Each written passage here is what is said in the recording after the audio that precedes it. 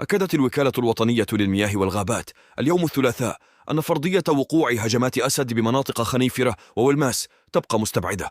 وأبرز بلاغ للوكالة أنه على إثر تداول بعض الأخبار والشهادات حول ظهور حيوان بري بقبيلة أيد بوخيو بجماعة سبت أيت رحو بإقليم خنيفرة وبغابات تيفوغالين وبوقشمير بمنطقة ولماس، والذي يعتقد أن يكون أسد الأطلس، قامت الوكالة الوطنية للمياه والغابات بالتعاون مع السلطات المحلية والدرك الملكي بإطلاق حملة تمشيط واسعة لهذه المناطق للبحث عن هذا الحيوان والتأكد من صحة هذه الأنباء.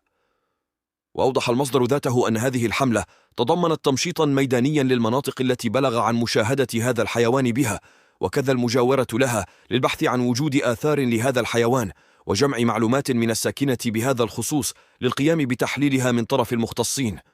وتابع أنه تمت خلال التحريات والأبحاث الميدانية معاينة آثار الأقدام المكتشفة بهذه المناطق والتعرف عليها، حيث اعتبرها المختصون بأنها تعود إلى عائلة الكلبيات، ربما لأحد الكلاب أو لذئب شمال إفريقيا.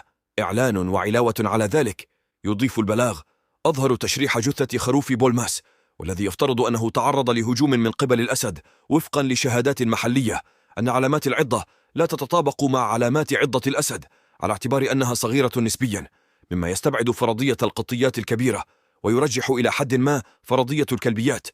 وأشار إلى أنه تم القيام أيضا بعملية تمشيط باستعمال طائرات مسيرة وفق مخطط طيران يغطي الغابات المحاذية للمناطق التي شوهد بها الحيوان دون العثور أو ملاحظة أي أدلة لذلك. وأكد أنه أخذا بعين الاعتبار كل هذه العناصر الملموسة في الميدان، فإن فرضية هجمات الأسد تبقى مستبعدة. وخلص إلى أن فرق الوكالة الوطنية للمياه والغابات ستواصل عمليات التمشيط الميداني، بحيث تظل يقظة ومنتبهة للتدخل والتفاعل مع أي مشاهدة لهذا الحيوان أو إخبار بذلك.